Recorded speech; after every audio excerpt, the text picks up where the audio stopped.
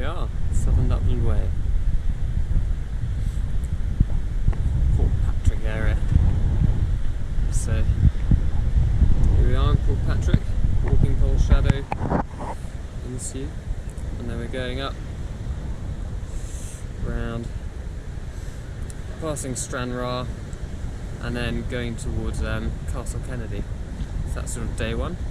And I've heard it's customary for people to dip their boots in the water. So hopefully we'll be able to do that around Portmore or Port Cale.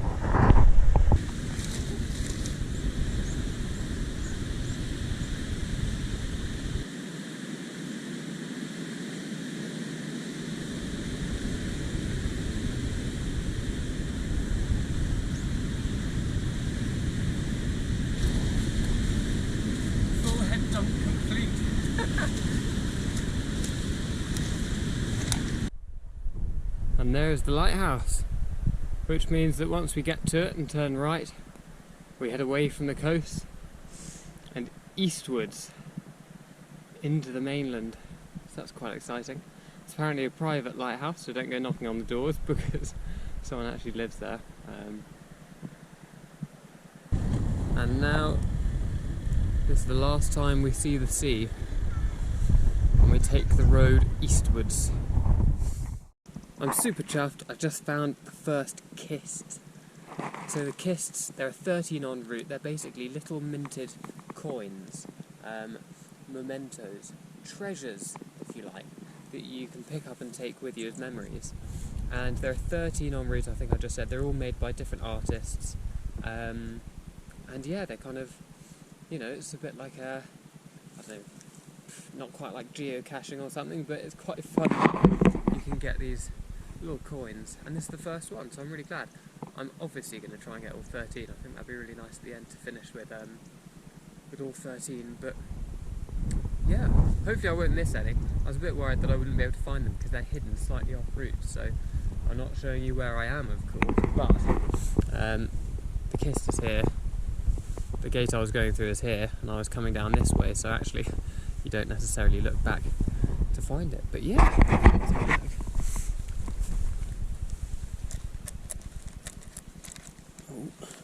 They are a bit old and rusty. Right, so day 2 so far is absolutely miserable.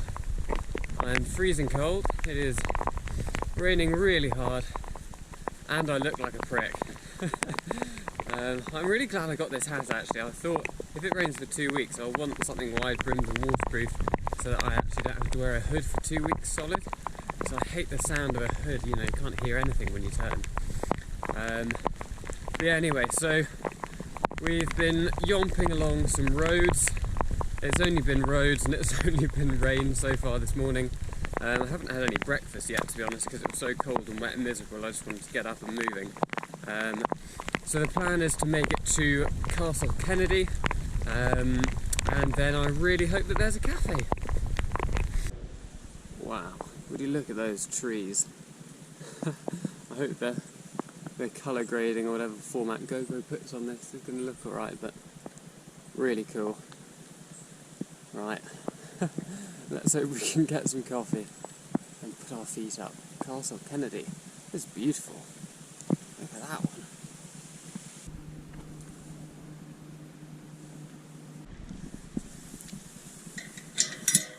Thank you.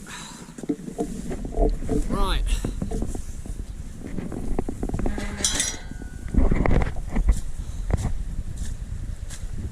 This should clean my feet off, don't you think? I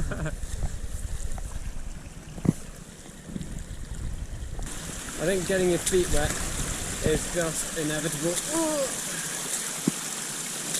But actually, you know what, I'm in for a penny of a pound. I can clean off all the cow poo. There we go, ankle deep, out we come. Whew, that was chilly. I will regret that when it comes bedtime and the bottoms of my trousers are absolutely sodden. But actually there's nothing I can do about it, is there? Oh, it's fresh.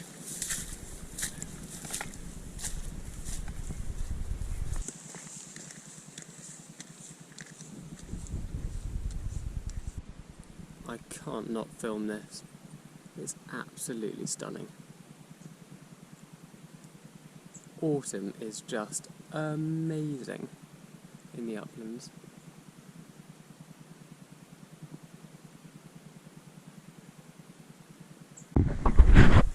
Right, so it's getting dark, but I've just found this way marker, and on it, rather sneakily, it has a sign there saying Altrea? I'm not really sure how you would pronounce it, but apparently it means treasure here, or you will find treasure here, and that's where the kists are hidden. So I do not want to lose this kist, the little minted coins. So let's have a look around and see if we can see it. It's a good chance to stop for a biscuit as well, but we're running out of light. There's probably half an hour left before I need to find somewhere to camp, which is a bit worrying. But first, the kist. Right, so we've packed up. Leave no trace. This is my campsite. It's just as green as muddy as when I found it. Annoyingly, we had beautiful blue sky this morning, but it has just started raining, so we'll get a bit of a move on, get some warmth in the toes, and then yeah, hopefully head up the Beehive Bothy. I may get there around lunchtime, but to be honest, I don't actually mind because the following days are pretty long slogs over pretty empty moorland, so it's apparently a good idea to rest your legs and eat a lot of food before embarking on those kind of, I think it's 2 pretty solid days afterwards, so that's the plan. And it also gives me a chance to dry my sleeping bag and tent and do a little bit of that campcraft and personal hygiene and whatever. It's quite easy when you've got a space over your head to wash your feet and do whatever you need to do.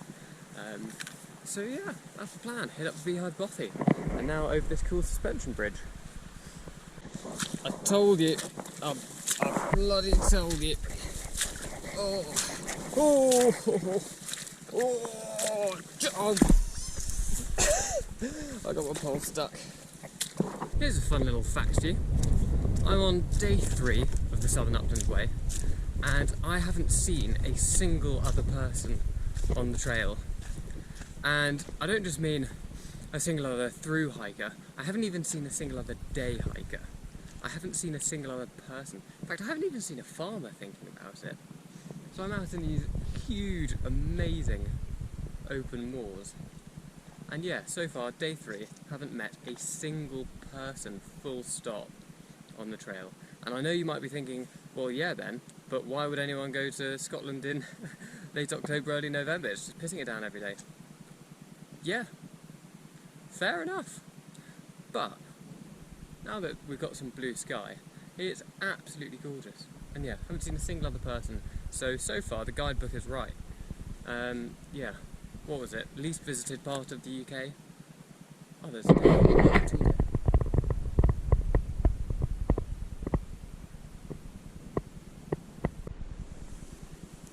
and here we are. How cool is this? That's my pack. Don't worry. Welcome to the Beehive Bothy, Southern Upland Way. Walkers are welcome here. And it has a really tiny door. If I stand up.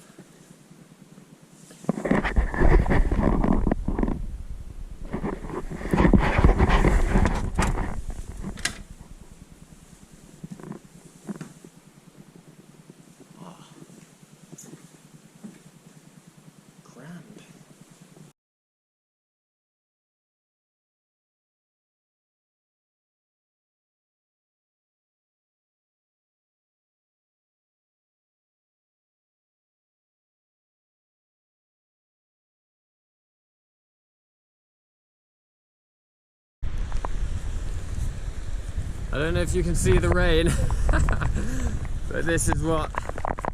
Oh yeah, the camera probably can't pick it up. Cameras are rubbish at picking up rain, aren't they?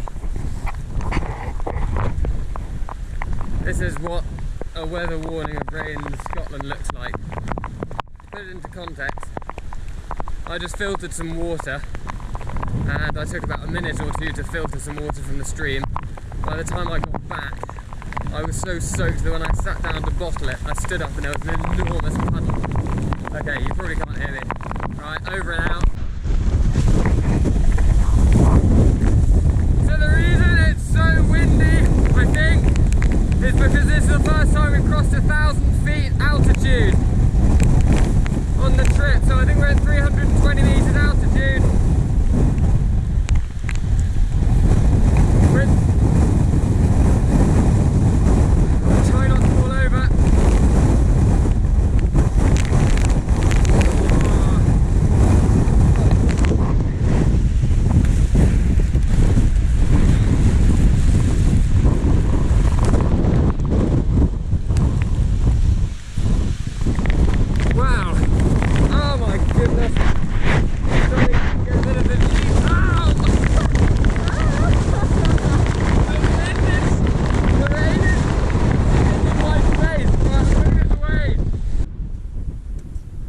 hands might be a little bit dirty, I'm afraid, from the wind and the rain, but look at those hills.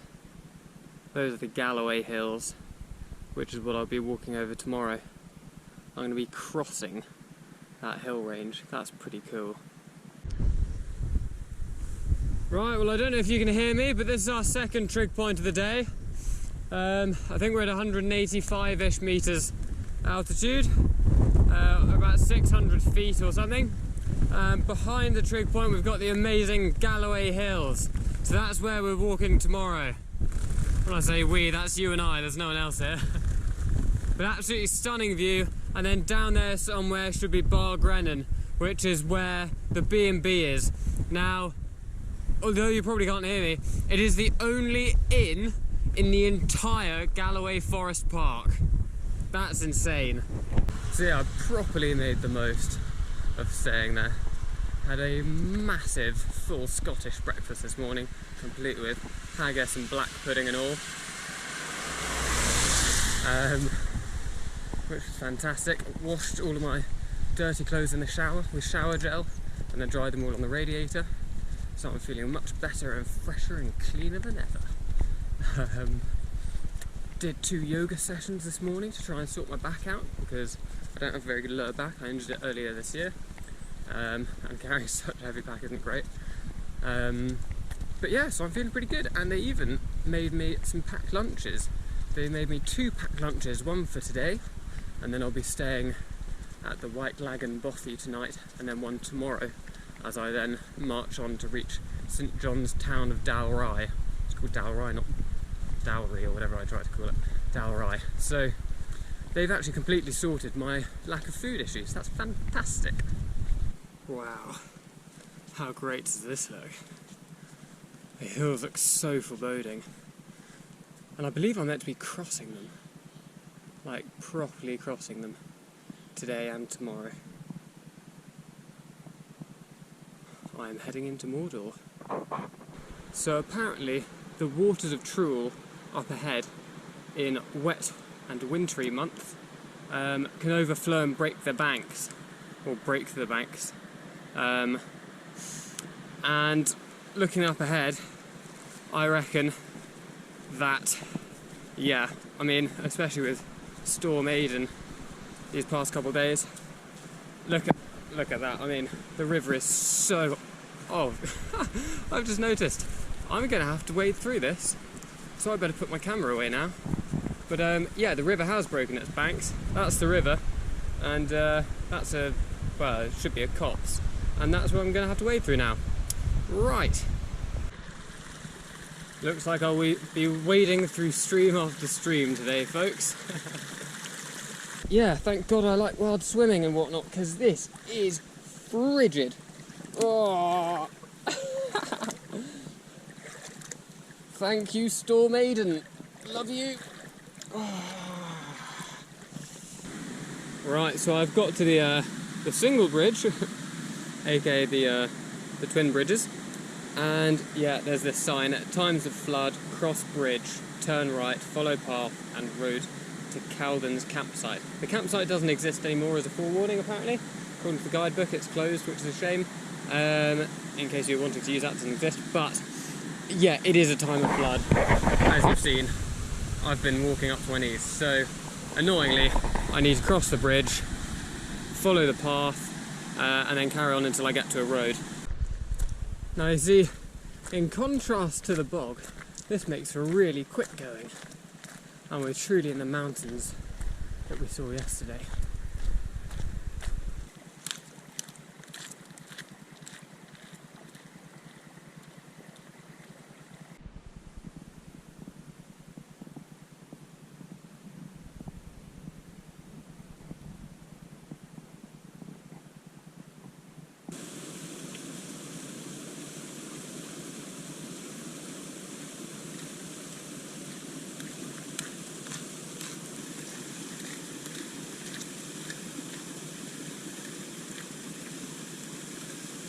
Well, all good things must come to an end, and Loch Trool is now vanishing behind me. That was one of the highlights of this trip, of the Southern Upland Way, that I was really looking forward to, because, as I said, I've been here before and I know how gorgeous it is. It's one of my favourite places. Get a great viewpoint from there. But onwards and to greener pastures. There's much more to look forward to. You know, we're on day 5, I think it is. Well, day 5 I know it is. And we're still yet to get to, I mean, even today, Loch D, which I haven't been to, and then Clatteringshaws, I think it's called, after Loch D. And then further on, we've got the Moffat Hills to look forward to, which I've also been to briefly before, and I did the Grey Mare's Tail hike, which I would strongly recommend. It's absolutely amazing. So yeah, lots to look forward to, but goodbye to Loch Trool and its stunning environ.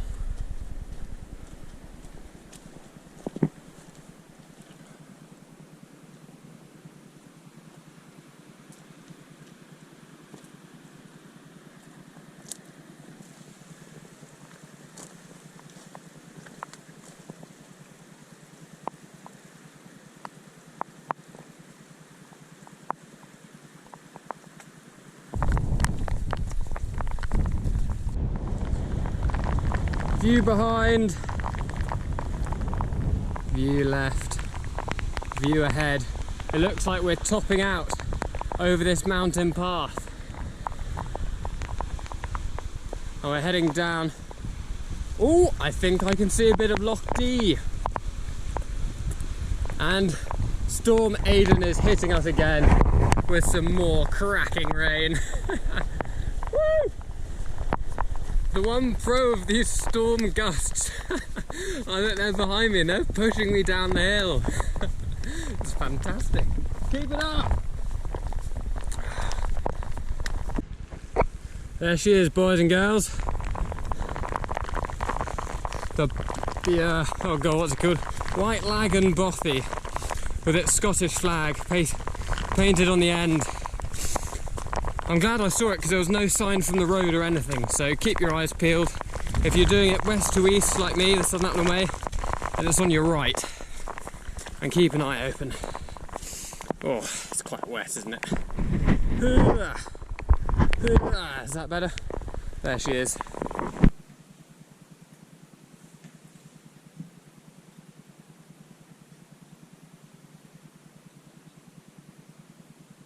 Right, so behind us we have Clatteringshaws Loch, which is actually a reservoir. Big old lake. We reached it a little while ago and we've been plodding along on these forestry tracks. I'm double hatting because unfortunately Scotland's remembered it's November again and it's pretty cold and it's blowing a hoolie and it's raining and it's just kind of on and off. But yeah, Clatteringshaws Loch. Right, so just back there we've reached the kind of crossroad intersection fingerboard, do you call it that?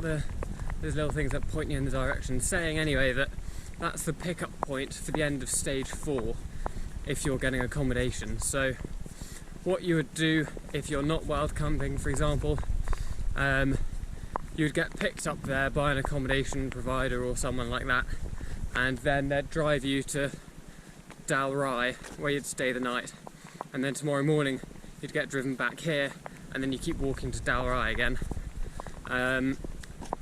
We're not doing that obviously, so we've now started stage 5.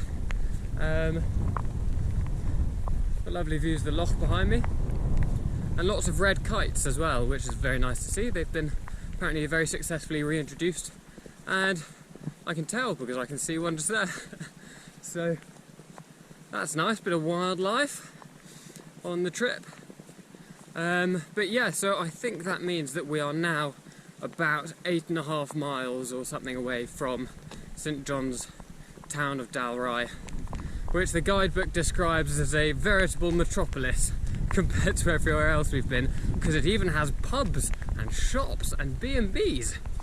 So that's great because I need to buy some more food, and I'm hoping, but it depends on what COVID laws mean, etc.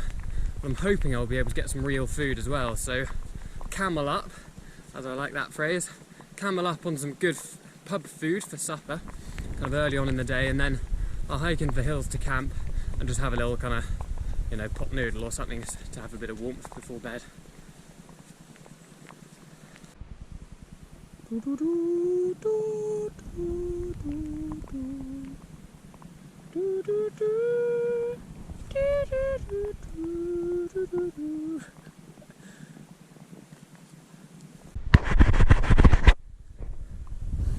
So I just climbed up a hill.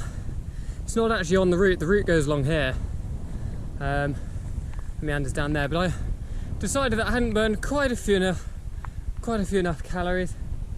So I climbed to the top, and oh my gosh, what a view!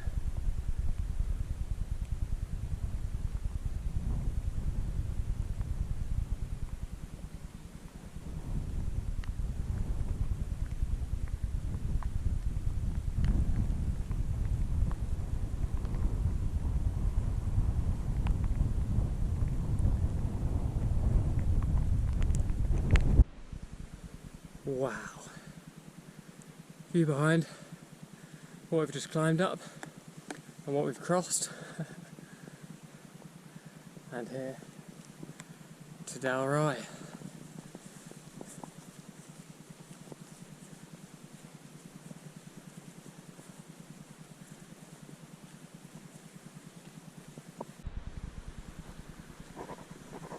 Man, this is a good feeling.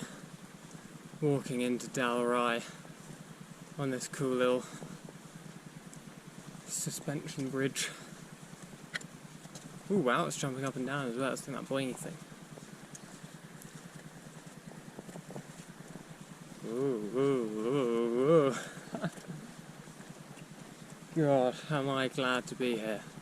My legs are battered.